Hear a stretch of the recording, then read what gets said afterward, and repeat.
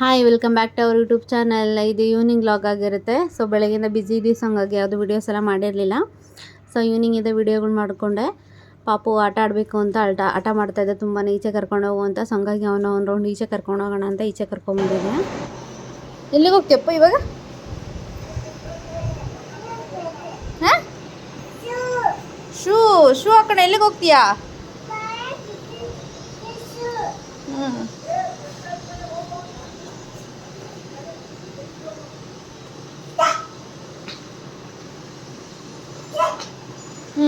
ಆಮೇಲೆ ಏನು ನೋಡುತ್ತೀರಿಯಪ್ಪ ಹಂಗೆ? ಹಾವ ಎಲ್ಲಿ ತಾವು ಚಿನ್ನಿದು? ಹಾವಲ್ಲ ಮನಿ, ಇರುವೆ ಗೊತ್ತ, ಅದು ಹಾವಲ್ಲ.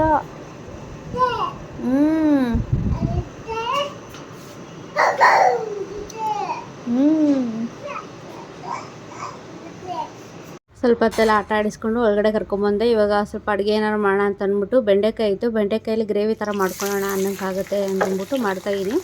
ತುಂಬ ಈಸಿಯಾಗಿ ಮಾಡ್ಬೋದು, ಸಿಂಪಲ್ಲಾಗಿರುತ್ತೆ, ಜಾಸ್ತಿ ಏನು ಇಂಗ್ರೀಡಿಯೆಂಟ್ಸ್ ಎಲ್ಲ ಬೇಕಾಗಲ್ಲ. ಕಡಲೆ ಬೀಜ, ಕಡಲೆ ಹುರ್ಕೊಂಡಿದ್ದೀನಿ ನಾನಿಲ್ಲಿ. ಒಂದು ಬಾಣಲಿ ಇಟ್ಕೊಂಡು ಒಂದು ಈರುಳ್ಳಿ, ಸ್ವಲ್ಪ ಎಣ್ಣೆ ಹಾಕ್ಕೊಂಡಿದ್ದೀನಿ, ಮತ್ತು ಒಂದು ಈರುಳ್ಳಿ ಹೆಚ್ಚಿಟ್ಕೊಂಡಿದ್ದೆ, ಅದನ್ನು ಹಾಕೋತಾಯಿದ್ದೀನಿ. ಒಂದು 2 ರಿಂದ 3 ಹಸಿಮೆಣಸಿನಕಾಯಿ ಹಾಕ್ಕೊಂಡಿದ್ದೀನಿ, ಸ್ವಲ್ಪ ಸಾಸಿವೆ, ಸ್ವಲ್ಪ ಜೀರಿಗೆ ಹಾಕಿದ್ದೀನಿ. ಅದು ವೀಡಿಯೋ ಸ್ಕಿಪ್ ಆಗಿದೆ. ಸೊ ಹಂಗಾಗಿ ಇದನ್ನೆಲ್ಲ ಚೆನ್ನಾಗಿ ಫ್ರೈ ಮಾಡ್ಕೋಬೇಕು. ಈರುಳ್ಳಿ ಚೆನ್ನಾಗಿ ಕೆಂಪಗಾದ್ಮೇಲೆ ಒಂದು ಟೊಮೊಟೊ ಹಚ್ಚಿಟ್ಕೊಂಡಿದ್ದೀನಿ. ಸೊ ಅದನ್ನು ಆ್ಯಡ್ ಮಾಡ್ಕೊತಾಯಿದ್ದೀನಿ ನಾನಿಲ್ಲಿ. ಆಲ್ರೆಡಿ ಬೆಂಡೆಕಾಯಿನ ನಾನು ತೊಳೆದು ಚಿಕ್ಕದಾಗಿ ಹಚ್ಚಿ ಹುರಿದು ಇಟ್ಕೊಂಡಿದ್ದೀನಿ. ಈಗ ಹುರಿದು ಮಾಡ್ಬೋದು ಅಥವಾ ಹಂಗೇನೂ ಮಾಡ್ಬೋದು, ಬಟ್ ಈ ಥರ ಫ್ರೈ ಮಾಡ್ಕೊಂಡು ಮಾಡಿದ್ರೆ ತುಂಬ ಚೆನ್ನಾಗಿರುತ್ತೆ. ಸ್ವಲ್ಪ ಅಂಟೆಲ್ಲ ಬರೋಲ್ಲ ಬೆಂಡೆಕಾಯಿಲಿ. ಸೊ ಹಂಗಾಗಿ ನಾನು ಇದು ಹುರಿದಿಟ್ಕೊಂಡಿದ್ದೀನಿ ಆಲ್ರೆಡಿ, ಅದನ್ನು ಆ್ಯಡ್ ಮಾಡ್ಕೊತಾಯಿದ್ದೀನಿ. ಮಿಕ್ಸ್ ಮಸಾಲೆ ಪೌಡ್ರ್ ಇತ್ತು, ಅದು ಒಂದು ಅರ್ಧ ಸ್ಪೂನ್ ಹಾಕ್ಕೊಂಡಿದ್ದೀನಿ ನಾನಲ್ಲಿ. ಅದಿಲ್ಲಾಂದರೆ ಸ್ವಲ್ಪ ಖಾರ ಪುಡಿ, ಧನೆ ಪುಡಿ ಹಾಕ್ಕೊಂಡ್ರೆ ಸರಿ ಹೋಗ್ಬಿಡುತ್ತೆ. ಸೊ ನಾನು ಅದಿತ್ತು ಅಂತಂದ್ಬಿಟ್ಟು ಒಂದು ಅರ್ಧ ಸ್ಪೂನ್ ಹಾಕ್ಕೊಂಡಿದ್ದೀನಿ. ಮತ್ತು ಒಂದು ಸ್ವಲ್ಪ ನಿಂಬೆಹಣ್ಣು ನೆನೆಸಿಟ್ಟಿದ್ದೆ, ಅದನ್ನು ರಸ ಹಿಂಡಿ ಹಾಕ್ಕೊಂಡಿದ್ದೀನಿ. ಈಗ ನಾವು ಆಲ್ರೆಡಿ ಕಡಲೆ ಬೀಜ ಅದನ್ನೆಲ್ಲ ಹುರಿದಿಟ್ಟಿದ್ನಲ್ಲ, ಅದನ್ನು ಪುಡಿ ಮಾಡಿ ಆ್ಯಡ್ ಮಾಡ್ಕೊತಾಯಿದ್ದೀನಿ ನಾನಿಲ್ಲಿ. ಇಷ್ಟೇ ಇಂಗ್ರೀಡಿಯೆಂಟ್ಸು, ಬೇರೆ ಏನೂ ಬೇಕಾಗಲ್ಲ. ಒಂದು ಸ್ವಲ್ಪ ಹುರಿದಿಟ್ಟರನ್ನ ಪುಡಿ ಮಾಡಿಕೊಂಡು ತರಿಯಾಗಿ ಸ್ವಲ್ಪ ರುಬ್ಕೊಂಡಿದ್ದೀನಿ. ನಾನು ಅದನ್ನು ಪುಡಿ ಮಾಡಿ ಹಾಕಿದ್ದೀನಿ. ಒಂದು ಸ್ವಲ್ಪ ನೀರು ಎಷ್ಟು ಬೇಕೋ ಅಷ್ಟು ಹಾಕ್ಕೊಂಡು ಚೆನ್ನಾಗಿ 1-2 ಕುದಿ ಬರ್ಸಿದ್ರೆ ರೆಡಿ ಆಗಿಬಿಡುತ್ತೆ ಬೆಂಡೆಕಾಯಿ ಗ್ರೇವಿ. ತುಂಬಾ ಚೆನ್ನಾಗಾಗುತ್ತೆ. ಅನ್ನಕ್ಕೆ, ಚಪಾತಿ, ರೊಟ್ಟಿ ಎಲ್ಲದಕ್ಕೂ ತುಂಬಾ ಟೇಸ್ಟಿಯಾಗಿರುತ್ತೆ. ಏನು ಕಾಯೆಲ್ಲ ಅವಶ್ಯಕತೆನೇ ಇಲ್ಲ ಇದಕ್ಕೆ. ಚಾಕಿ ಬೇಕಾ? ಟ್ರೈ ಮಾಡಿ ನೀವು. ಈಗ ಅಪ್ಪ ಬೇಕು ಅಂತ ಕೊಡಿಸ್ಕೊ ನಿಮ್ಮ ಅಪ್ಪನ ಹತ್ರ. ಕೇಳು ಅಪ್ಪನ ಕೇಳು ಚಾಕಿನ.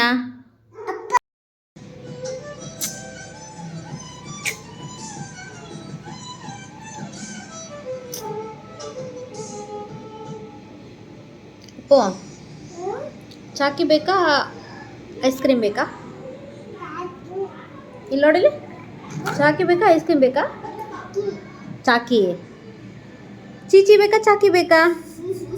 ಶೀಶಿ. ಏನು ಬೇಕು? ಚಾಕಿ ಬೇಕಾ, ಚೀಸಿ ಬೇಕಾ? ಐಸ್ ಕ್ರೀಮ್ ಬೇಕಾ, ಚಾಕ್ಲೇಟ್ ಬೇಕಾ? ಅಮ್ಮ ಬೇಕಾ, ಚಾಕಿ ಬೇಕಾ? ಅಮ್ಮ ಅಪ್ಪ ಬೇಕಾ? ಅಪ್ಪ ಬೇಕಾ, ಅಮ್ಮ ಬೇಕಾ? ಅಪ್ಪ ಬೇಕಾ, ಅಮ್ಮ ಬೇಡವಾ? ಅಮ್ಮ ಬೇಕಾ, ಅಪ್ಪ ಬೇಕಾ?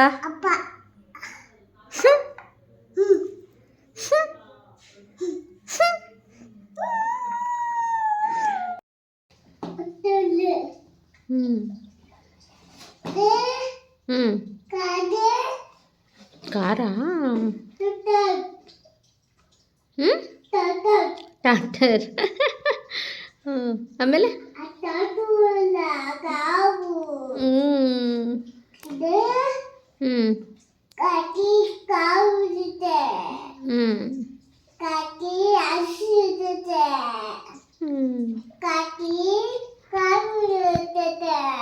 ಹೌದಾ? ಪಾಪು ಬಾಯಿಲಿ ಅಂತೈತಾ? ಅವ್ರ ಅಪ್ಪ ಬೇಕಂತ ಅವನಿಗೆ. ಅಮ್ಮ ಬೇಕು, ಅಪ್ಪ ಬೇಕು ಅಂತಂದರೆ ಅಪ್ಪ ಬೇಕು ಅಂತಾನೆ, ಅಮ್ಮ ಬೇಡ ಅಂತೆ. ಅವ್ರ ಅಪ್ಪ ಇದ್ದಾಗ ಅಮ್ಮ ಬೇಕು, ಅಮ್ಮ ಇದ್ದಾಗ ಅಪ್ಪ ಬೇಕು, ಆ ಥರ ಅವನು. ಆಮೇಲೆ ಬುಕ್ ಇಟ್ಕೊಂಡು ಅವ್ನ ಪಾಡಿಗೆ ಅವನು ಏನಾದರೂ ಹೇಳ್ಕೊತಾ ಇರ್ತಾನೆ. ಆ ಥರ ಓದೋದಂದರೆ ಅವ್ನಿಗೆ ತುಂಬ ಇಷ್ಟ. ನೋಡ್ತಾ ಇರ್ತಾನೆ, ಇದೇನು ಅಂತ ತುಂಬ ಇಷ್ಟಪಡ್ತಾನೆ ಅದೆಲ್ಲ ಕೇಳೋದಕ್ಕೆ. ಮತ್ತು ಅದನ್ನು ನಾವು ಹೇಳಿದ್ರೆ ಅದನ್ನು ಹಂಗೆ ಮೈಂಡಲ್ಲಿ ಇಟ್ಕೊಂಡು ನೆಕ್ಸ್ಟ್ ಕೇಳಿದಾಗೆಲ್ಲ ಹೇಳ್ತಾ ಇರ್ತಾನೆ. ಸೊ ಪಾಪಗೆ ಊಟ ಮಾಡಿಸಿ ಅವನು ಬೆಂಡೆಕಾಯಿ ಎಲ್ಲ ತಿಂತಾನೆ. ರೈಸ್ ಜೊತೆ ಕಲಸಿ ತಿನ್ಸಿದ್ರೆ ತಿನ್ಕೊಬಿಡ್ತಾನೆ, ಹಂಗೆ ಕೊಟ್ಟರೆ ತಿನ್ನಲ್ಲ. ಸೊ ಒಂದು ಎಲ್ಲ ಊಟ ಆಯಿತು. ಸೊ ನೀವು ಒಂದ್ಸತಿ ಬೆಂಡೆಕಾಯಿ ಗ್ರೇವಿನ ಟ್ರೈ ಮಾಡಿ, ಹೇಗಿತ್ತು ಅಂತ ಕಮೆಂಟ್ ಬಾಕ್ಸಲ್ಲಿ ತಿಳಿಸಿ. Thank you for watching. Like, share, subscribe, comment ಮಾಡ್ಕೊಳ್ಳಿ. ಬಾಯ್.